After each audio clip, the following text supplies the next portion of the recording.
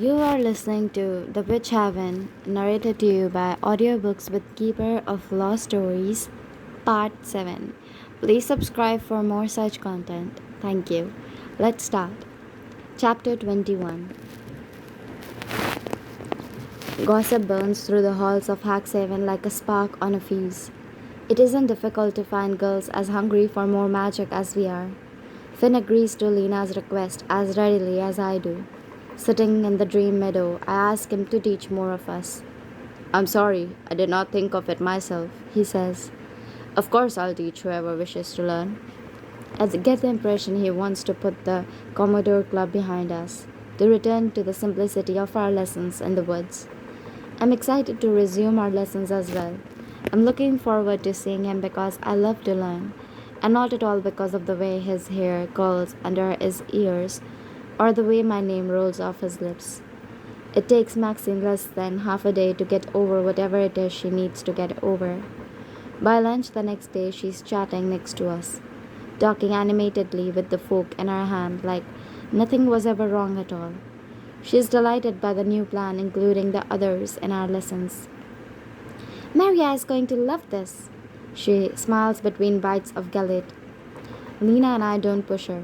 When night comes, we throw our black capes over our night dresses and scurry through Haxhaven's eerie halls. I swear sometimes I can hear something scratching at the walls when I can't sleep. And tonight, as I climb down the stairs with Lena by my side, my unease is the same. I tamp it down, tell myself I'm not a coward.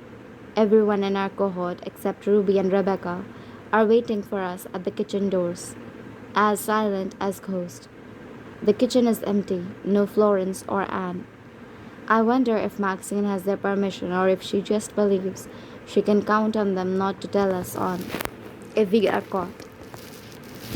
Where is Rebecca? I whisper to no one in particular. It's after sundown on Friday. She doesn't practice magic on the Sabbath, Cora whispers back. It's a better reason than Ruby gave, which was that she wasn't interested in belonging to a club she wasn't the president of.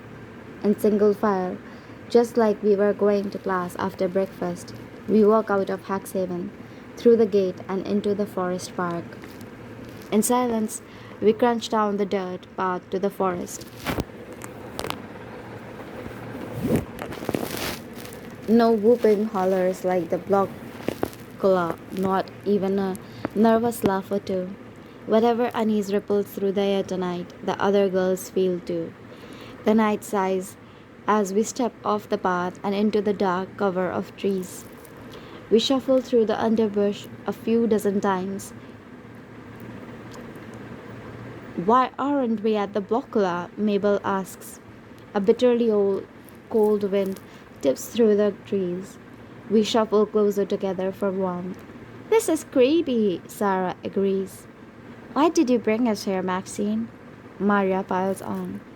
Maxine stops and sets her lantern on the wet leaves of the ground. My sisters, she greets us, committed as always to the bit. Tonight we are gathered to exercise our magic without apology. We give thanks to the woods for the gift it has given us. Allow me to translate Maxine's dramatics, I say. A friend of my late brother's has been helping us in the woods after hours. The magic he knows is different from the magic at school. He's offered to help teach all of you as well. Help us how? Cora asks. Does it have to be here? I'm freezing, Alicia whines. You've already been training with him, and you waited until now to include us? Cora snipes. This isn't going at all how I planned. It's nothing like the Blockula. Maxine sidles up to me and hisses through gritted teeth. Where is Finn? I tense my jaw to keep my teeth from chattering. He said he would be here. Maybe we are just early. You know we can't be out for long. Her delicate hands curl into fist at her side. I know, Maxine, I whisper. The longer it takes for him to appear, the more anxious I get. It's cold. If we were a real coven, we'd have a bonfire, Sarah whines. She tugs her cape around her. Cora clings to her from behind, huddling together to keep from shivering. Well, when you find a real coven that's stupid, I'm sure they'd love to have you join them. You'll fit right in. Maxine smiles viciously. Can we please do something? Anything at all, I beg you? Maria speaks up. She's putting on a brave face, most of them are, but I can see my own anxiety reflected in their eyes. We can't wait for him forever, Maxine adds so quietly, only I can hear. I nod in worried agreement. With a frustrated huff, she pulls the elemental from her satchel and opens it to a page I recognize. Gather round, she calls to our classmates. They seem grateful for something to do other than shuffling around the underbrush, freezing to death. Illuminated in the lantern light is the spell we did during our first lesson with Finn. The one with the leaves and the flame that's supposed to show you the first initial of your true love. There is a twinge of bitter frustration at the memory of the spell failing for me, but the shouts of exuberance from my classmates nearly make me forget.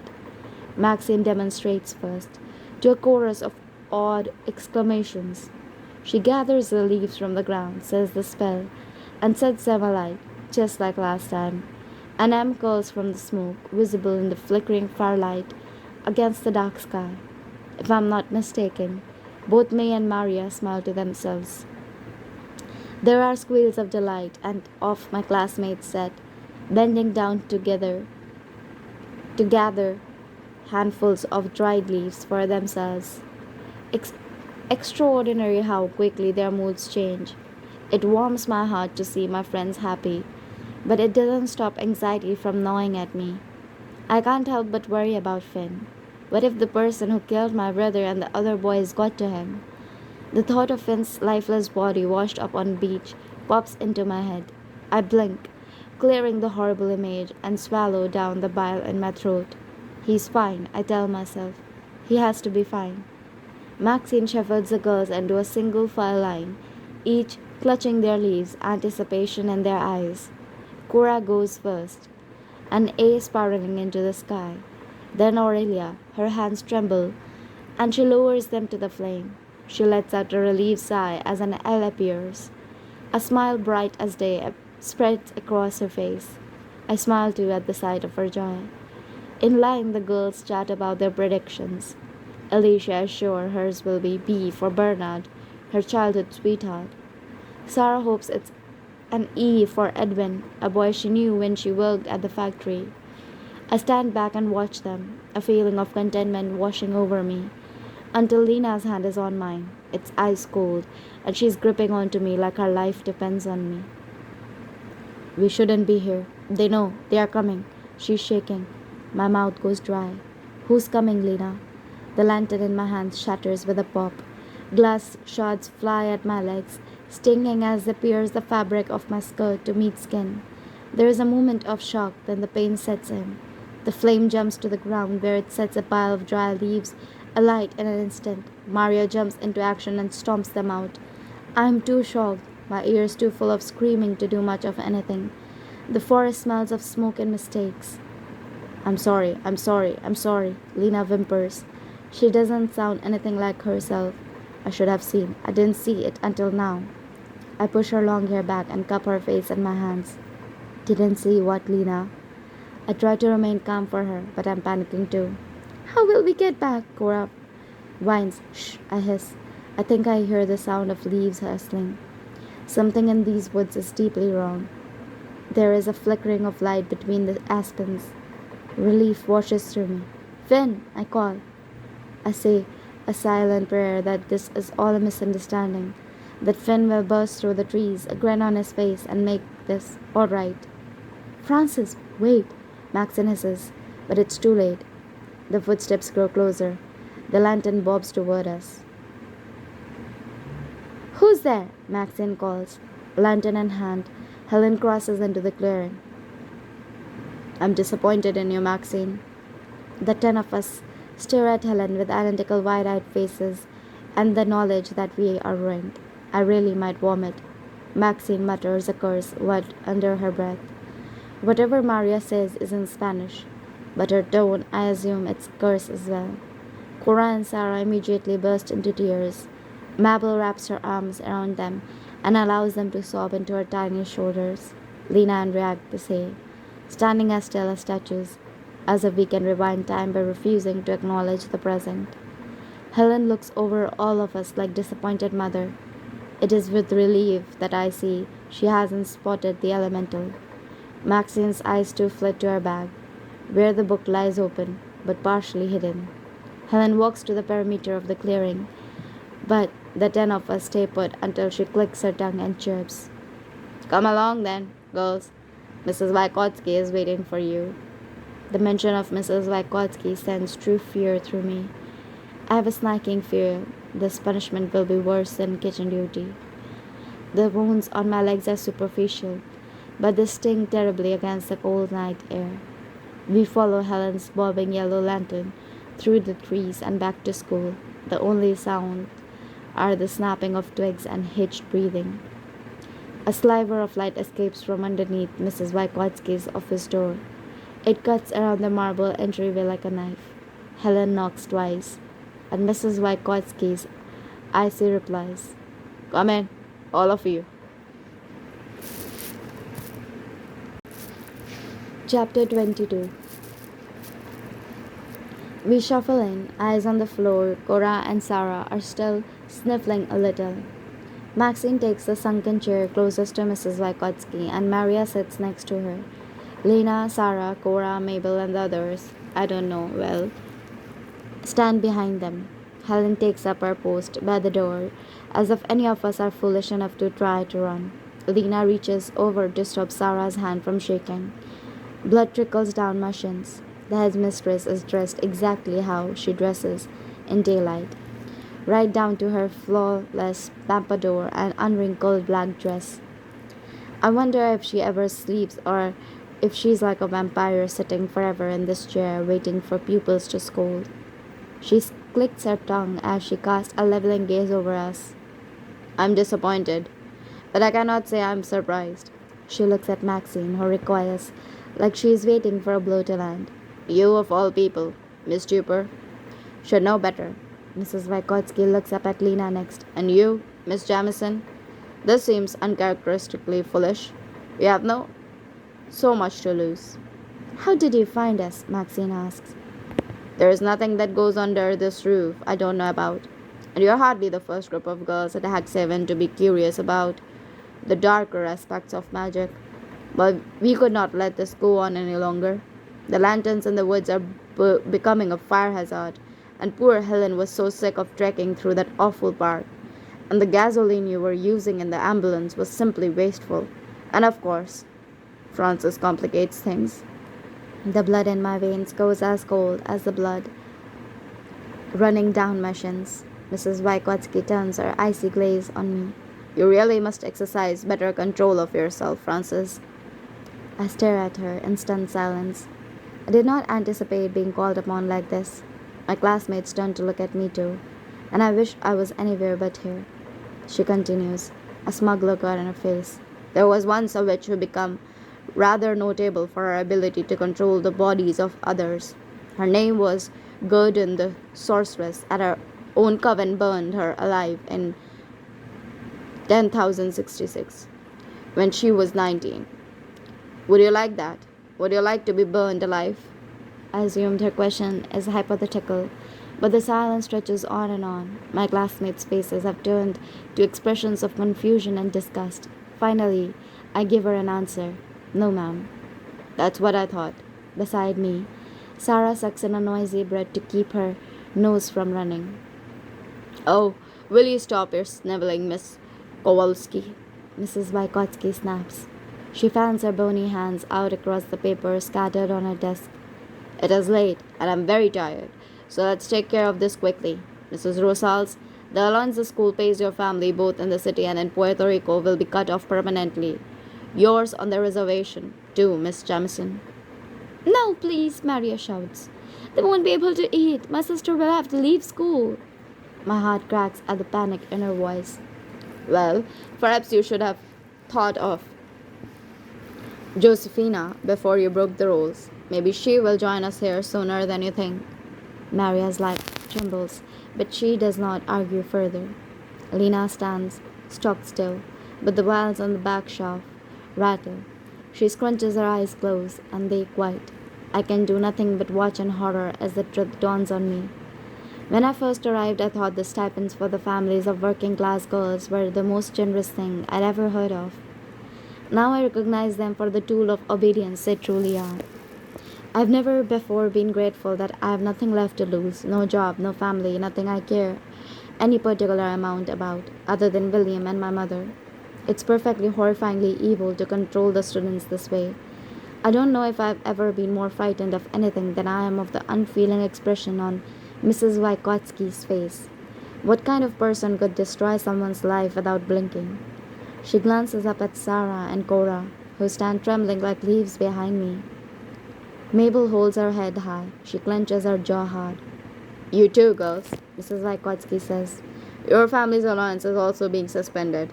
I have no interest in your tragic stories or your tears. Because this is your first offense, the allowance will be reinstated after 3 months, pending a flawless record. Sarah and Cora nod vigorously, tears still streaming down their rosy cheeks. On and on she goes through all 8 girls, running their families' lives, ruining them with a self-satisfied smirk. I keep my teeth clenched. The blood on my legs has dried, and it itches. I want nothing more than to scrub this horrible night off me. After what feels like a long while, Mrs. Wygotsky leans back in her chair and presses her hands together, as if in prayer as she examines Maxine. Oh, Miss Duper, you always are an interesting case.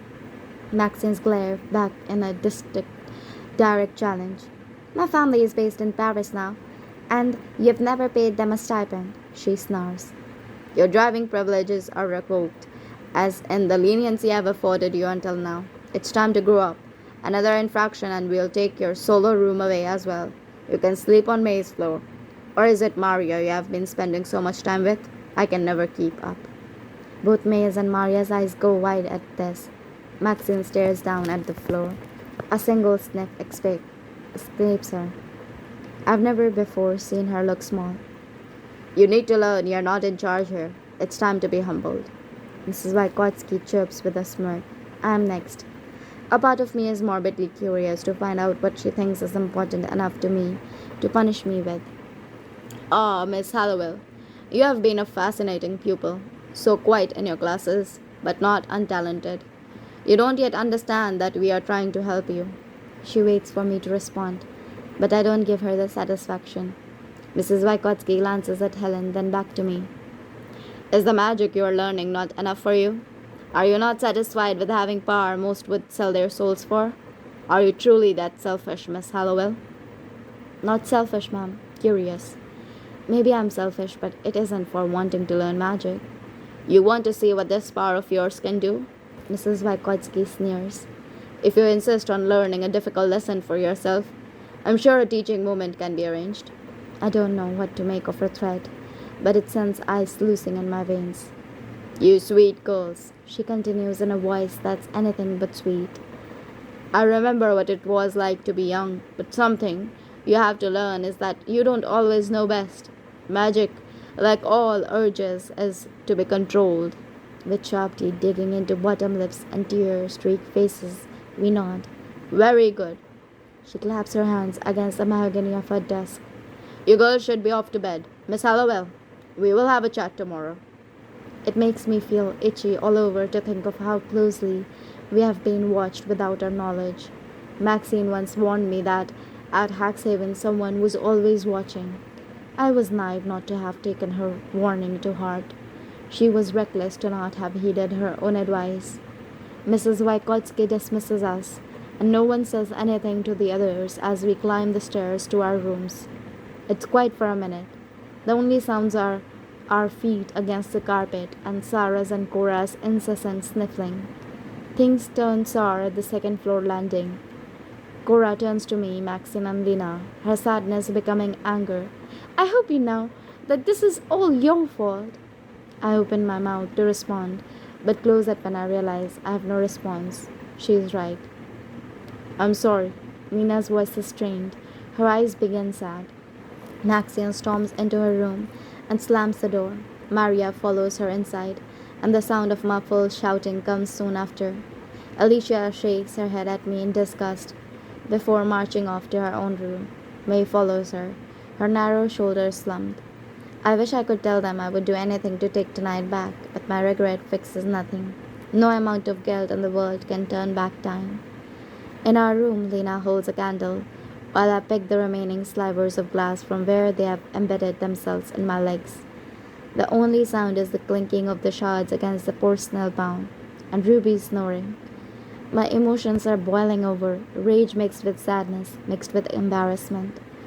There is a deep sense of frustration too, at getting so close to having everything I wanted, magical friends, justice for my brother, only to have it all ripped away. Stupid. I have been so stupid. Lena plinks another shard of glass from my cup into the bowl. Thank you, I whisper to her. She doesn't look up, just continues her work. I feel like it's my fault, she says. I shake my head. It's Mrs. Wykotsky's fault. I should have seen it coming. I extend a hand and place it on her forearm.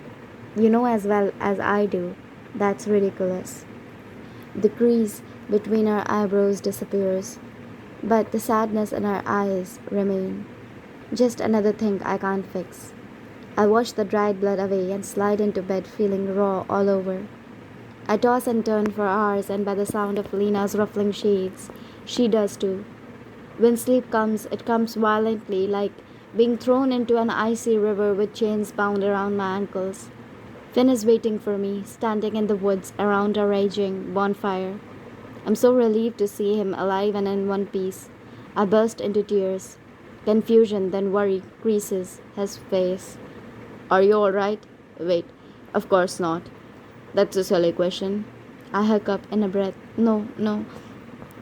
I'm fine. It's just. I sob again, despite my best attempt to swallow it down. Where were you? He closes the distance between us and wraps me in a tight hug. A vague sense of surprise that he can touch me in this dream space is overtaken by the relief that floods through my body at his embrace. What happened?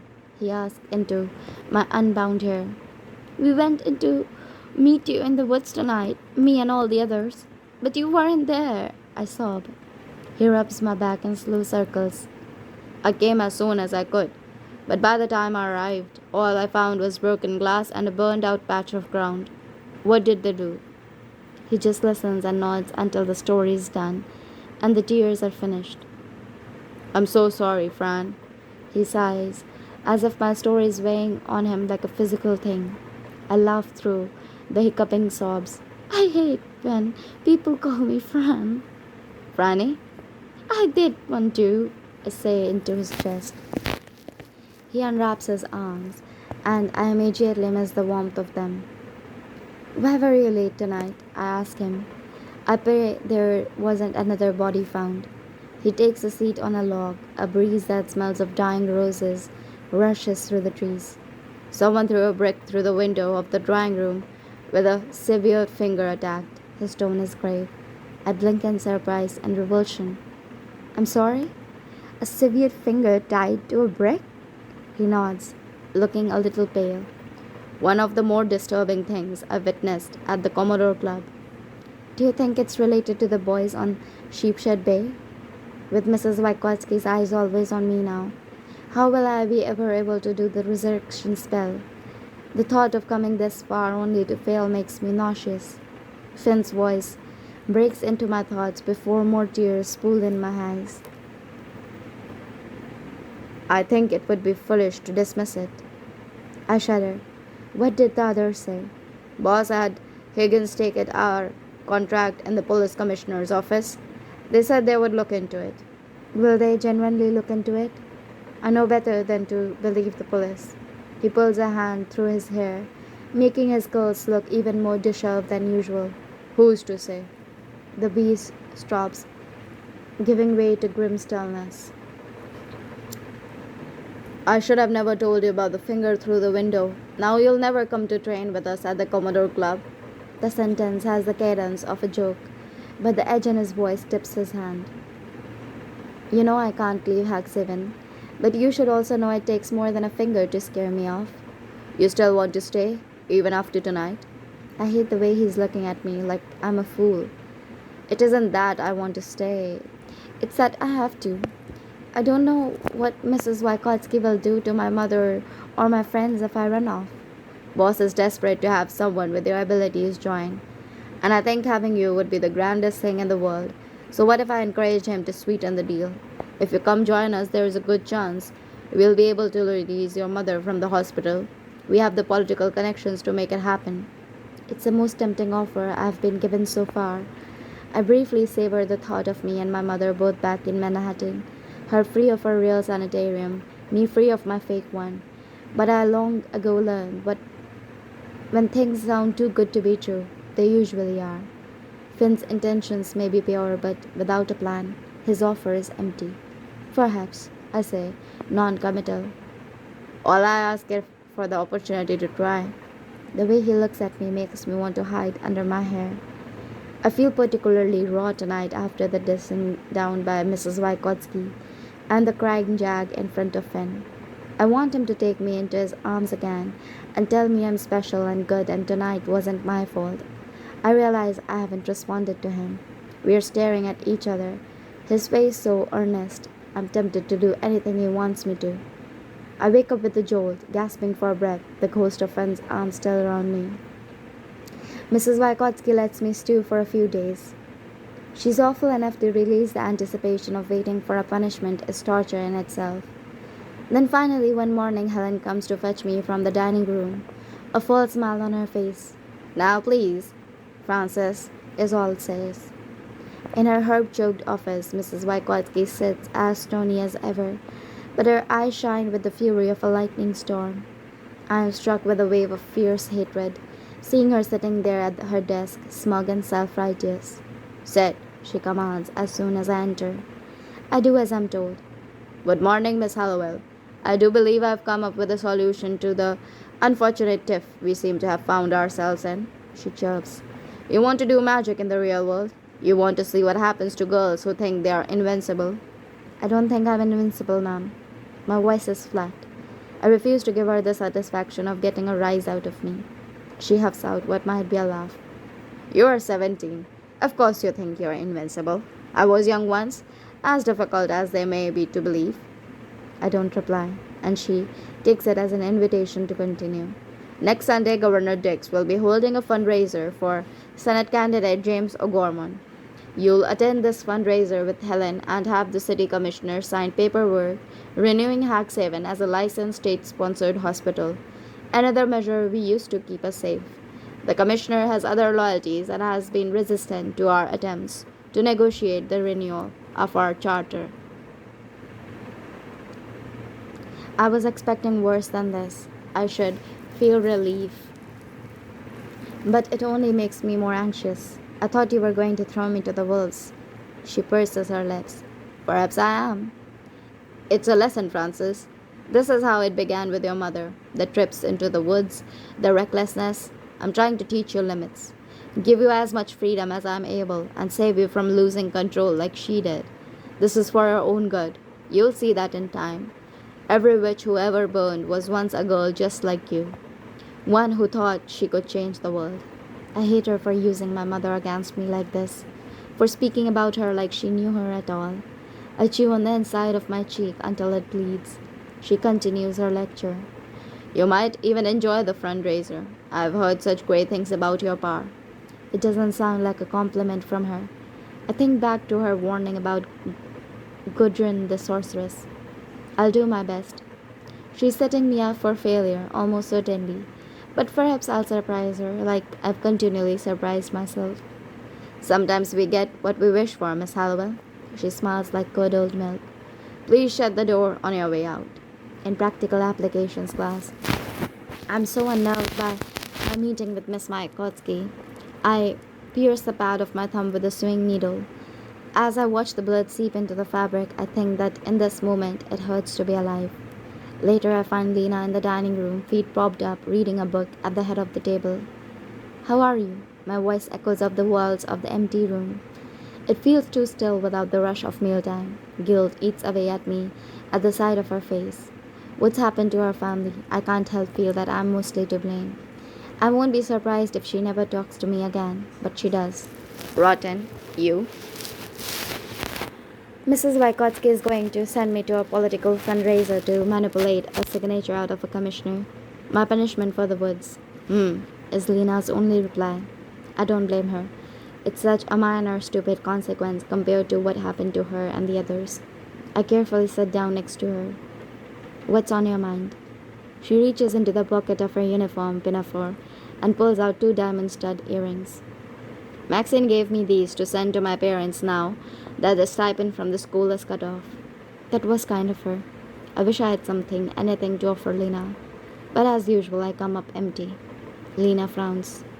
I suppose, but I'm terrified to send them. I'm afraid if my family tries to sell them, they will be accused of theft. Oh, I hadn't thought of that. Maxine didn't either. It's something the two of you will never understand. You can traipse around New York, you can break school rules, sneak out, lie, and steal. But the stakes are different for me. The consequences are bigger. My stomach sinks. I'm so sorry, Lena, for getting you into all this. If I could take it all back, I would. She shrugs. I don't need to explain to you that I can no longer be involved in any of this. I reach out and squeeze her hand like mine so many times. And I realize there is something that I can offer Lena. I can let her free the mess I've made. Absolve her of any misplaced guilt, any lingering kindness I don't deserve. You don't owe me anything. Lena's voice is heavy. Sneaking out was fun at first. It felt almost like a way to get back at this place for all the pain and frustration, but I can't do it anymore. Something in my throat quivers. I'm so sorry I put you in this position. I was selfish. It's not your fault, she sighs. I was not about to back out on an opportunity to learn what it means to be powerful. And I won't have you owning the choices I made. She takes a deep breath and rubs the jewels between her thumbs and forefinger. I can barely hear her when she whispers, I just want to go home before the world ends. Then we run away? I quickly offer, my break straightening. I'll help. She shakes her head. Vygotsky would find us. So we ask her, we explain. I've tried. She's told me I'm mad and not yet prepared to return to the stresses of everyday life. Does Maxine know? Yes. She has her own reasons she can't leave. The dining room feels very small. The walls are closing in on me. The walls outside have never looked higher. The place I once thought was my salvation is turning into a prison. You deserve a better world than this one, Lena. But I'd walk to the ends of it with you, barbed wire and all. Mrs. Vygotsky is nothing if not a master of punishment. The morning of the fundraiser, she informs me at breakfast I'm to borrow a dress from Ruby's closet, and I need to ask Ruby for it myself. There's little I dislike more than needing to ask for things from others, but asking for something from Ice Queen Ruby herself is a special kind of torture. I find her after lunch sitting in the sunroom, holding court with a gaggle of fawning girls. When I ask to borrow a dress, she snickers audibly and says, You know I'd rather not. As not. This is what I get for asking instead of just stealing it. I need it for an event I'm attending tonight, at Mrs. Vygotsky's request. Ruby looks at me out of the corner of her eye and says, Fine, just not the pink one. Understood. Lena and Maxine meets me in my room a few hours later to help me dress. Maxine selects a dress of Ruby's for me, insisting she has better taste than I do. It's midnight blue with a golden sash around the waist and delicately embroidered constellations along the fluttering leaves. It takes me an hour to tack up the hem and take in the shoulders in a way that will be easy to unpin later. The wide boat neck reveals a swath of my chest that feels scandalous. The satin is cool against my legs. Lena pins my hair into a twist and Maxine produces a golden diadem to place on my head. I look like a lost princess. It is preferable to looking like a very scared witch. I wonder what William would think of his sister if he saw me now. I glance at Maxine in the mirror. My mother sent it on my 14th birthday, she tells me. It looks better with your dark hair. I wish more than ever that I could have my friends by my side tonight. When I walked into the basement of the Commodore Club alone, I was uncertain of my power but sure of my own judgment. Now I have a more secure grasp on what it is I'm capable of. But I'm nothing but a child. In this war with players and conflicts, much more complicated than I understand. I borrow a small evening bag from Maxine and place the blue mittens beneath me inside, which is silly, but they make me feel safe. Lena and Maxine walk me to the foyer where Helen is waiting for me. She is wearing a simple high necked black gown and a single ostrich feather tucked into her slightly poofier than average bun. With a sharp nod, she greets Lena and Maxine. Girls, Maxine squeezes my hand just once before I walk through the door and out into the bitter evening. Chapter 23. I've lived in New York City my entire life, but I've never been inside the Hotel Astor. I never thought I'd climb the white marble steps in a ball gown, gold woven in my hair. Then I never thought I'd be a witch either. So I'm learning to temper my expectations of what this life is trusting and turning out to be. It's frustrating to be this close to my brother's grave. Mere blocks away lies the graveyard dust I so desperately need. But Helen's leash is tight tonight, and sneaking away will not be possible. Silent men open the glass doors as we approach, but before we enter, Helen stops me with a cold hand on my bare arms. Tonight, your name is Juliet, and I'm your Aunt Gertrude. We are guests of Assemblyman Bush of Elmira. Understood? Understood. I say through gritted teeth. I'm so nervous, I'm about to crawl out of my skin. But Helen doesn't need to know that. The music of a string quartet envelops us as we walk inside, and a white gloved hand appears from nowhere to hand me a flute of champagne. I down it almost immediately. It burns, but less than whatever was in the kitchen jar Maxine once stole. That night in the field feels like it happened to a different person. Sparkling chandeliers clink over our heads. The lobby is abuzz with women in silk gowns and their tuxedo clad escorts. And I have to weave between them and porcelain vases the size of children to traverse the room. The whole place smells like old flowers and new money. Helen and I are ushered through the halls of the first floor until we reach the grand ballroom. The cavernous space is packed to the brim with the highest echelons of New York City. Stepping into the ballroom is like stepping into a bottle of lukewarm champagne, all frizzy and golden, but off somehow.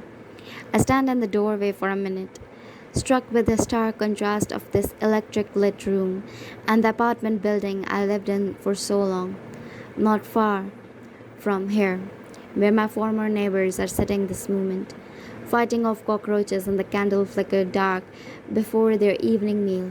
The ballroom could hold 100 of my old apartments. The soaring ceiling is set with a honeycomb of glass and modern steel beams, and the room is decorated in dark wood, date palms, and heavy gold mirrors. I could probably steal a pewter salt and pepper shaker and feed my old neighborhood for a week. Helen gives our false names to a large man standing guard at the door to prevent any riffraff from coming in.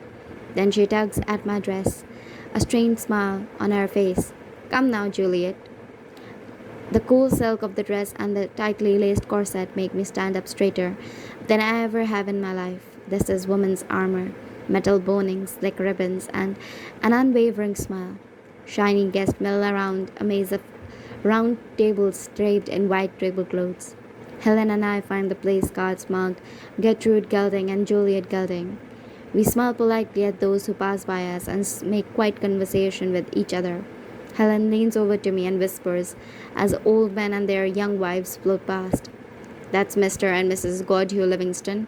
They must be back from their home in New Orleans. Miss Anna Douglas Graham, about to be married off to some English duke with a crumbling castle, desperately in need of her father's money. Over there in pink is Mrs. Chisholm, wife of Hugh Chisholm.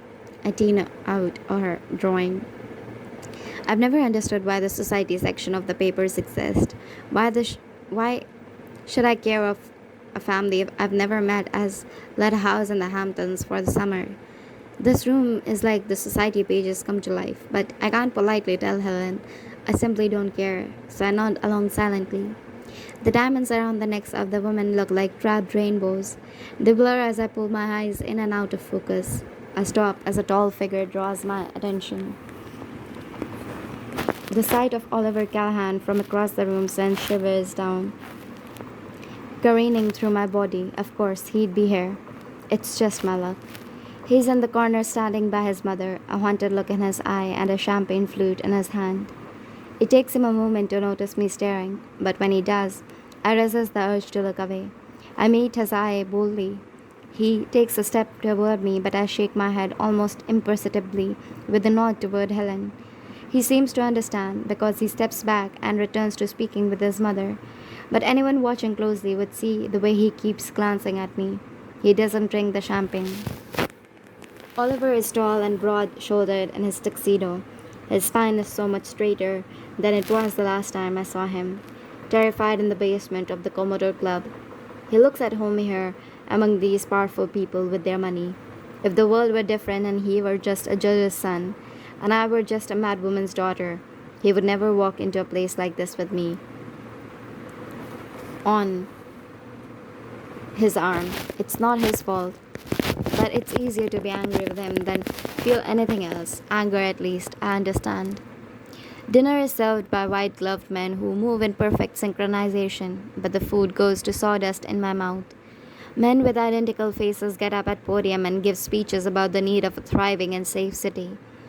These men look nothing like the city I know, which is confusing because they repeatedly claim to represent us all. When they speak of thriving industry, they speak of the money to be made in factory advancements, not of those losing their limbs working the lines. When they speak of growth, they speak of their own bank accounts, not of the opportunities for those whose hands build this from stolen marshland into the shining something it is today. The crowd applauds and toasts them. The longer it goes on, the sicker I feel. We are less than 2 miles away from the apartment I spent nearly all my life in, but I've never recognized New York less. At one point, a man with a white mustache large enough to make up for the lack of hair on his head drags his date up to the podium. "Gentlemen, would you look at her?" he exclaims. The gentlemen laugh and jeer like it's the funniest joke they have ever heard. The poor woman has the kind of smile every other woman in the room recognizes, one that says, "I want you to leave me alone, but think it was your idea. I'm a pleasant thing, unworthy of this kind of focused attention. It's a magic trick that seldom works." The women in this room exist only in their relationship to men, mothers, daughters, wives. But the men are simply men, and their power is never stronger than when they give themselves a fancy room, a podium, and a seemingly endless supply of cash. Finally, the speeches are done, and Helen leans over and whispers to me, "It's time." I give her a nod, and she smiles more for the sake of those at our table than for me. "I'm going to point out Commissioner Murphy. You're going to be very charming, and you are going to get him to go to room 210 with us, where we will make him sign the necessary paperwork. Do you understand? Be very charming." I'd laugh if I weren't so revolted. No one has ever once looked at me and thought, "What a very charming girl." "What do you propose I say?" "Just tell him you'd like a word with him in private," she says with a tight smile. Disgust rolls through me at her implication. We don't make it more than 4 steps across the ballroom before an old woman in a pale blue gown grabs Helen by the elbow. "Gertrude Gelding, is that you?" Helen smiles warmly and attempts to ignore the woman. The woman refuses to be ignored. "Gertrude, it's me, Dottie Maynard." Helen turns. "Oh yes, hello Dottie. It is good to see you. If you'll excuse me." Dottie Maynard has a bouffant that looks more like a bird's nest than human hair, and it serves as an appropriate home to her tiara set with sapphires the size of robin's eggs. "Gertrude, I haven't seen you since Mr. Gelding and Albert passed. How long ago was that?" The tight smile on Helen's face disappears. 13 years. "Good Lord, has it really been that long?" Dottie exclaims. She reaches out and grabs both of Helen's hands in her old wizened ones. "And now you have reappeared? There hasn't been this much talk about since Mrs. Harland Randall threw that fancy dress party at her house on Madison Avenue during Lent. Of course that was idle gossip and your situation is a family tragedy, but..." A tap on my shoulder makes me jump. Oliver stands behind me. "Another field trip?" He raises his brows. Helen is still trying to get rid of the insatiably chatty Dottie, who is now asking if Helen has been at the family estate on the Cape, and that's why they haven't seen her around town in so long. I'm here on sanitarium business. I know it's a stupid response, and by the look on Oliver's face, he does too. I wasn't aware sanitariums had much business at political fundraisers. Well, they do. His confident mask falls. Francis, please, just tell me what is going on. He implores. I can handle it, whatever it is. I shake my head. Maxine's borrowed tiara is giving me a headache. Don't say things that aren't true. I'm not. He turns his head up at the sparkling ceiling and shoves his hands in the silk lined pockets of his tuxedo pants. I don't know how else to say it. I failed William. I won't fail you too. I could not live with myself. I find the strength to look up at him, and the emotion in his green eyes makes something in my chest spark awake. For a moment, I think it's the magic. The fizzy warmth is similar. But this is something different. So I do something stupid. I decide to warn him. I take 2 steps closer to him and lower my voice so that only he can hear. Oliver, I need you to listen to me carefully. There may be someone who is targeting young men connected to the Sons of Saint Juan, your father's social club, I mean. He looks down at me. There is more curiosity than fear in his eyes. How do you know this? I don't for certain. It's just a hunch. Seems like you have had a lot of time at sanitarium to think. I swear I can hear his heart thudding through the jacket of his tux. It's been years since I've been this close to him. He's daring me to tell him the truth, but I don't take the bait. Not much to do but keep up with current events. So, if someone is targeting the Suns, what should I do? I'm not sure yet. Be safe. Don't go anywhere with anyone you don't know. Don't walk alone. Carry a blade. At the last suggestion, Oliver laughs a little. You really think I have it in me to stop someone, Francis? I resist a smile. Perhaps not. He shakes his head. Absolutely not. I once fainted at the sight of a classmate's bloody nose. I remember. I know exactly the 7th grade fight he is talking about. Oliver and I share a past tightly braided together. So many memories intertwined. But you seem at least a little tough in that basement. It's foolish of me to bring it up, but I relish the way he narrows his eyes at me, like I know a secret he desperately wants to know too. Me? A man punched me in the eye, and it took all I had not to cry, but you? I bite my lower lip so hard it stings. Oliver leans down, ever closer. I smell mint and laundry soap. The glint in his eyes is a question I can't answer. Please, Francis, he whispers. I can't. My neck hurts from gazing up at him. The panic noises in my head down out whenever I'm feeling. I could not explain it even if I wanted to. You can't protect me from this, Oliver. Please don't try. Francis, he begins. But we both simultaneously jump apart as a new figure approaches us. Suddenly, Finn, in all his finery and unruly hair, is standing beside us, and the nerve comes careening once more. I feel a sickening wave of guilt at Finn witnessing me so close to Oliver. It feels like something I should apologize for. I want to explain to him that it wasn't what it looked like. But what did it look like? If Finn is upset by what he saw, he doesn't let on. His face is as open and friendly as it always is. Hiya, Francis. Fancy meeting you here. And Oliver Callahan, once again. Oliver is the kind of boy who looks as if he was born in a white button-down shirt. Finn, on the other hand, looks more like a snake donning camouflage. I probably deserve this. The nausea and vague, pointless guilt at the sight of the two of them together. Oliver extends a hand. An unexpected pleasure. They hold each other's hands too tight and too long. Finn's knuckles are bruised. What's wrong with your hand? I ask under my breath. An accident. He smiles, looking at Oliver, not at me. My head throbs where the combs of the tiara digs into my temples. Or perhaps it's the champagne or the thread that has wormed its way into every part of my body. As if to excuse to break eye contact with Finn, Oliver takes a glance at the watch in the breast pocket of his jacket. My heart stutters a beat as recognition hits me, like a punch to the chest. I would recognize that tarnished gold chain anywhere. Was that Williams? I ask.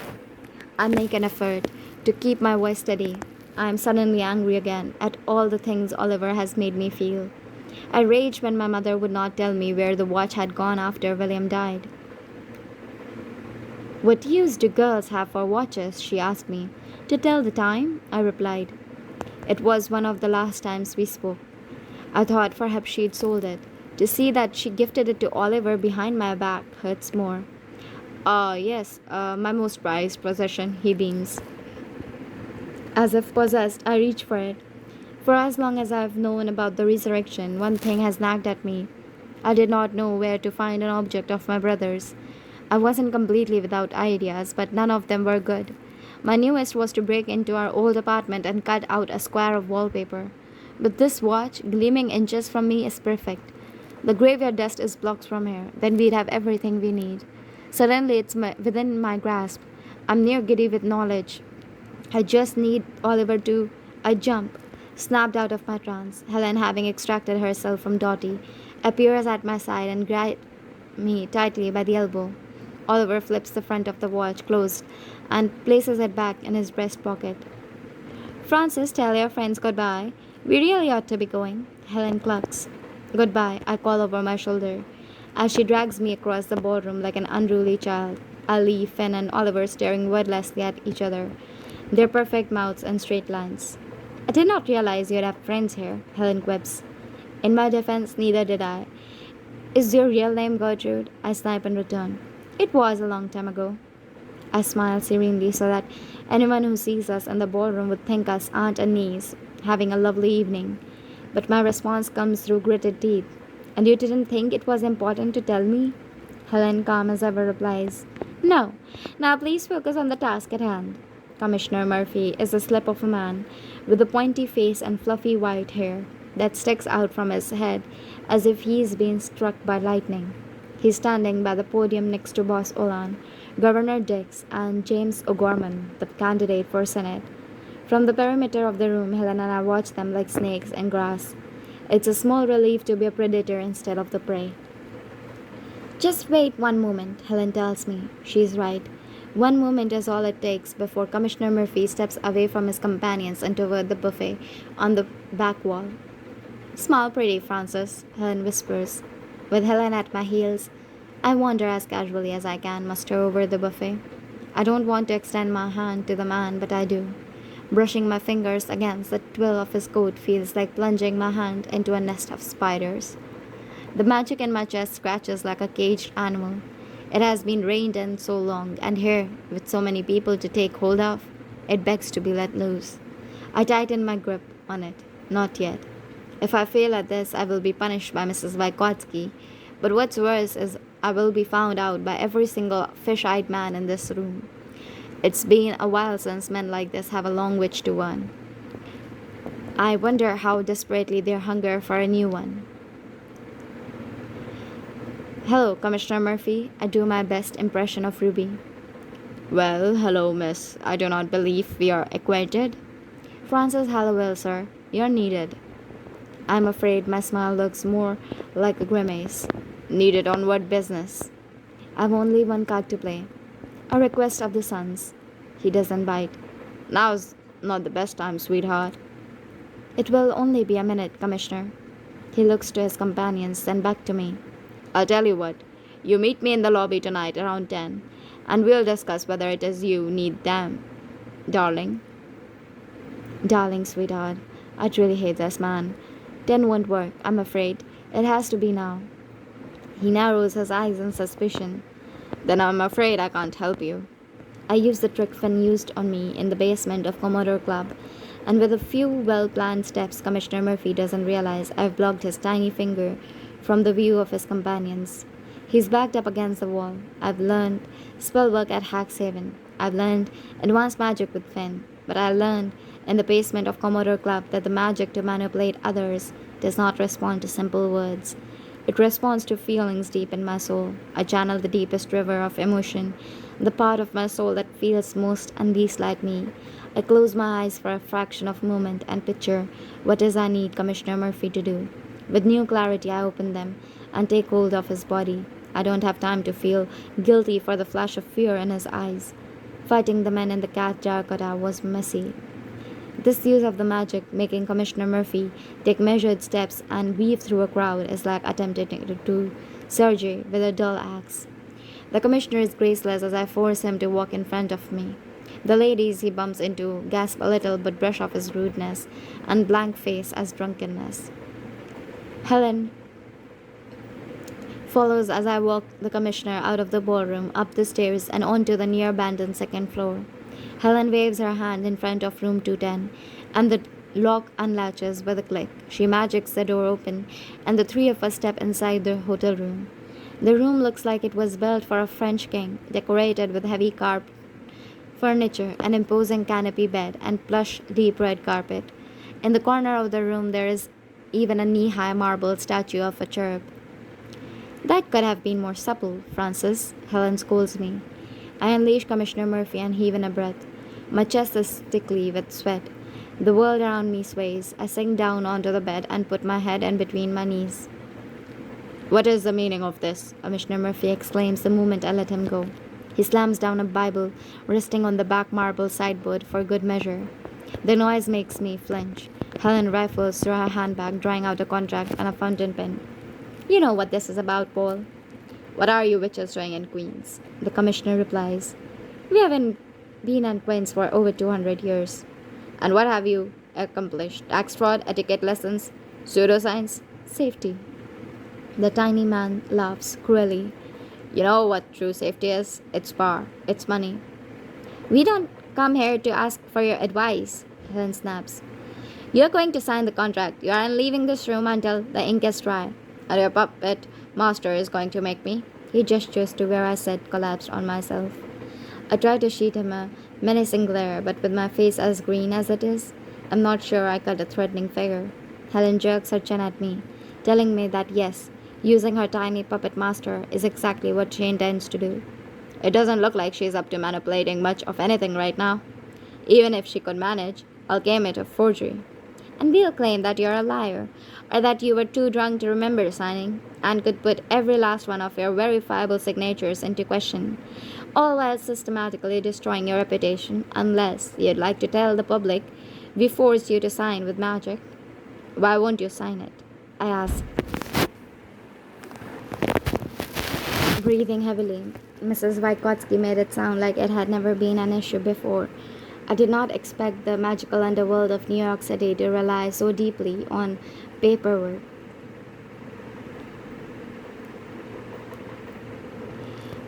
Boss's orders, he huffs, under strict instruction not to cooperate with the witches.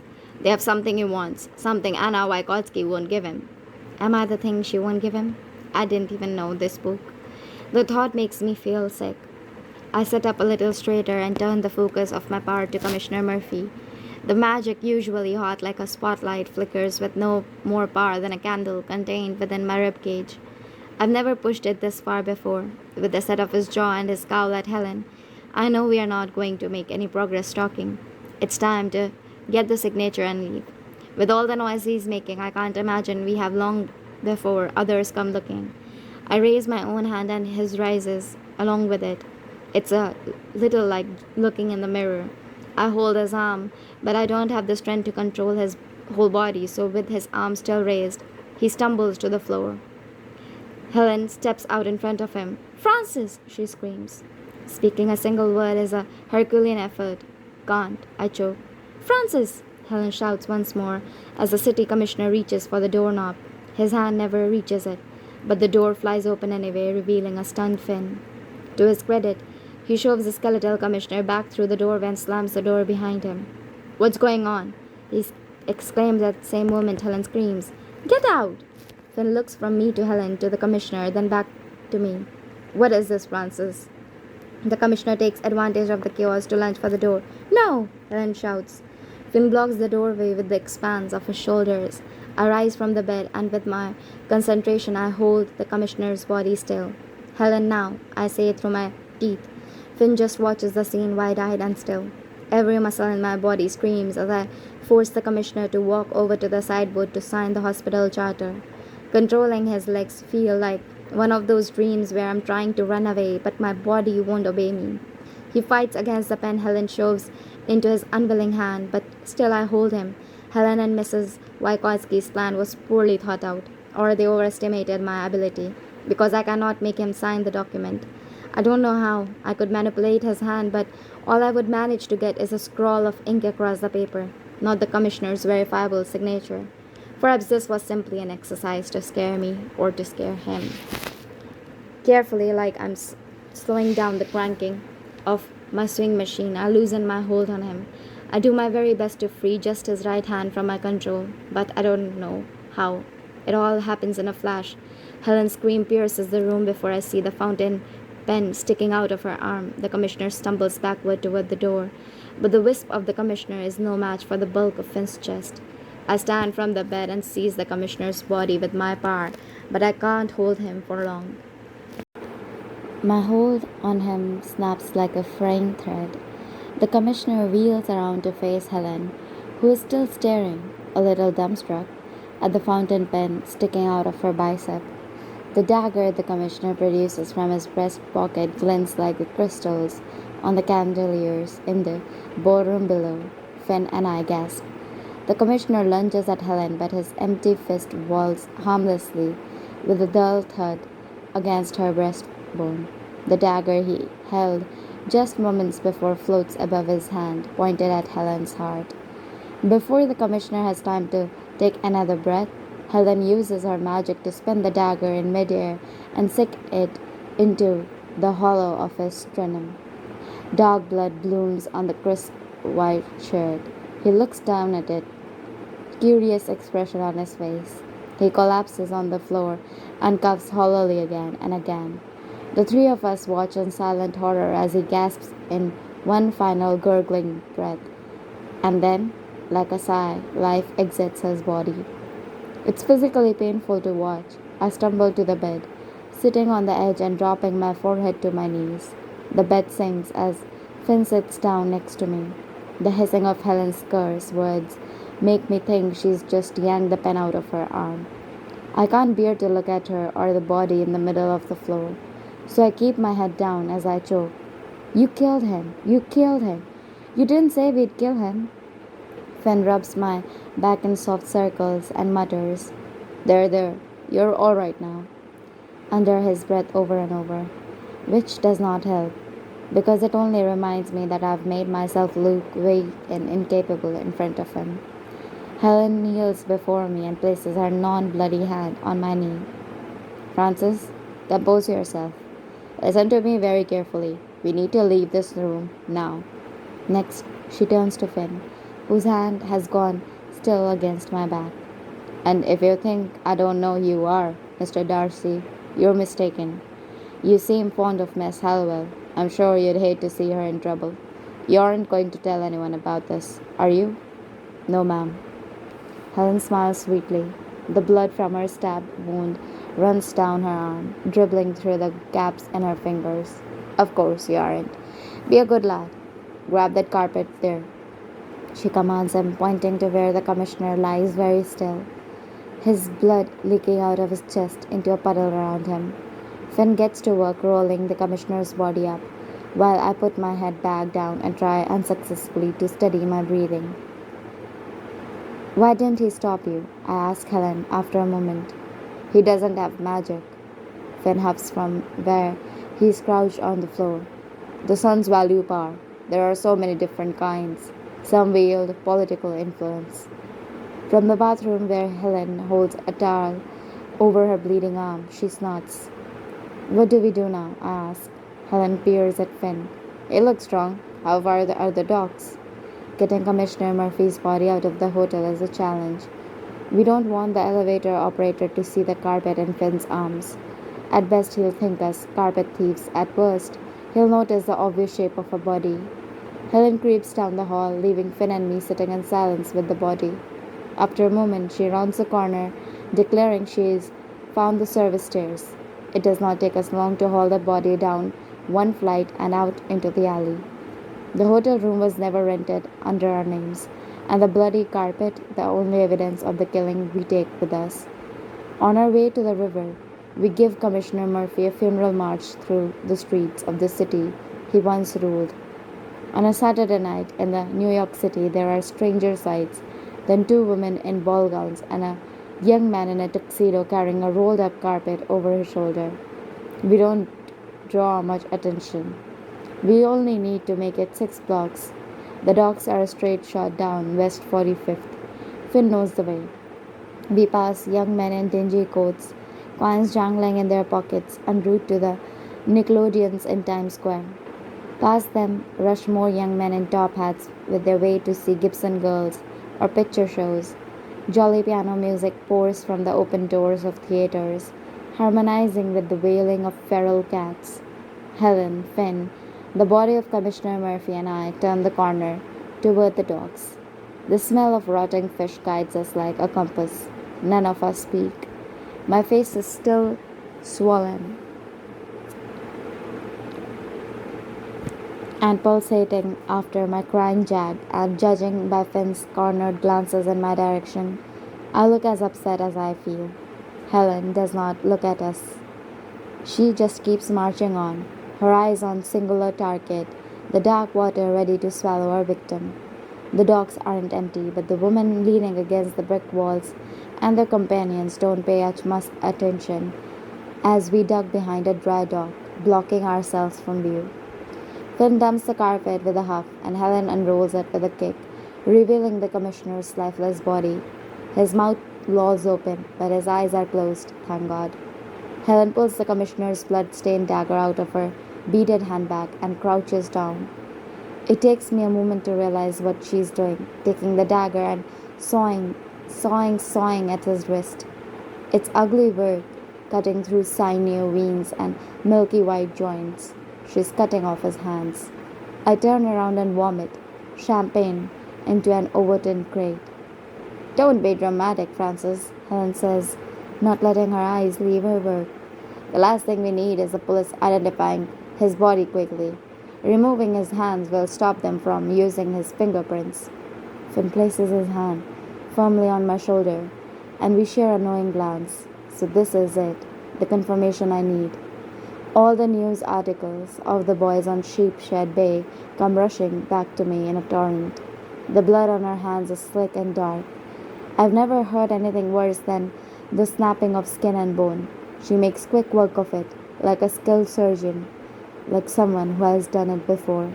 Helen nods to Finn, and he helps her roll the commissioner's body from the dock into the water, while I stare at the dark horizon and ask the stars to give me a different life. The body that was once Commissioner Murphy plops as it hits the water. I dart my eyes down just quick enough to see a pale, handless arm sinking into the dark water. I swallow down the sob and the bile in my throat. But the image is one I'll never be able to scrub from my brain. They dump the carpet too, then the hands, individually. They hit the river with 2 small splashes. When Helen is finished, she wipes her hands with a handkerchief and tosses that onto the river as well. It floats away, a spectre on the water. We walk away much quicker than we came, now that we are unencumbered with the body, but my guilt feels just as heavy.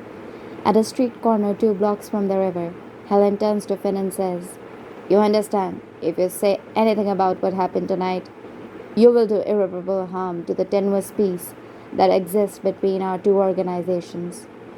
There are players much older than you who have been doing this for a lot longer. Don't try anything tricky. You will fail." "Yes, ma'am," Finn answers. "Good," Helen nods. The farther we walk from the docks, the more people crowd the streets. It's brighter here too, illuminated with flickering gas lamps. I feel like an imposter walking among normal people, going about their evenings like I didn't just dispose of a body. "Pity!" a male voice shouts from across the street. I'm so on edge, I just about jump out of my skin. From the corner of my eye, I see a short blond boy, perhaps 19, bounding across traffic, dodging a horse and carriage, a wide smile on his face. Finn shows his pace. He is just ahead of us, so we slow to match it. "Finny boy, there you are. We have been looking for you. We were just headed back to the club. Patterson swiped a bottle of whiskey off the bar, and we still have so much planning to do for the—" Of course," Finn stops the boy. He doesn't acknowledge Helen or me. It's probably not wise for him to be seen by other members of the Sun cavorting with witches. I stop to weave around him, but his shoulder slams into mine, causing me to stumble. I drop my beaded bag. Oh, miss, I'm sorry. I didn't see you there, Finn exclaims. We both bend down to pick up the bag. Crouched on the ground, he leans in so close, only I can hear him. I will be waiting outside the gates tonight. Please be careful. His statement fills me with both terror and relief because Finn saw what I saw tonight, and he knows what I know. With bone aching certainty, I can no longer stay at Hacksaven. Finn takes one look back at me as he walks down the street, his eyes grave. I nod, just wants to communicate my understanding. Helen and I march on back to where the ambulance is parked outside the hotel. She takes my arm in hers and tugs me in close. What must look like a show of maternal affection to passers-by is closer to a death grip. The hold of her arm in mine feels like a threat, like a reminder she controls me. You're hurting me, I whisper through clenched teeth. You failed tonight, Francis, she whispers in return, her tone poisonous. Her response fills me with rage. I suspect that was the point. Perhaps I would have succeeded if you had bothered to teach us anything. We teach you how to stay safe. Yes, thank you. I feel so safe, Helen, I say disdainfully. Or should I say Gertrude? Gertrude is dead, she replies flatly. For blocks we walk down the street arm in arm, weaving through other pedestrians out for a night in the theatre district. Above us, electric lights advertise the Ziegfeld Follies twinkle. Did you kill Gertrude too? I snap. Typhoid did it when it took her husband and son from her. Helen looks up at the billboards, glassy eyed and far away. My words stick in my throat for a moment. But the anger doesn't pain no matter how tragic her past is. You put me in danger to prove a point, I say. She and Mrs. Wykotsky have been so self-righteous about keeping us safe, but the minute they had a chance to use me for their own gain, they took it. I apologize for the way things got out of hand this evening. Her arm on mine is still too light. I don't believe her apology. If you hurt any of my friends because of what happened tonight, I swear to God, I'll burn the wretched place to the ground. I don't know if I mean it, but by the fear that flashes across Helen's face at my threat, she does. You can't burn down the world for taking things you love from you. I tried. We are back to the ambulance now, where it sits parked on a curb outside the hotel. People are pouring out of the main entrance, their drunken conversations filling the night with noise. The fundraiser must be over. They are so happy, unaware that one of them is now dead. Helen opens the driver's side door and slides in. My hands hesitate on the handle of the door. I know what I have to do. I've known it since I saw my brother's pocket watch in Oliver's hands. I take a deep breath. I look up at the stars and then I step into the crowd and run. The city does not. It does what it has always done. It makes me invisible.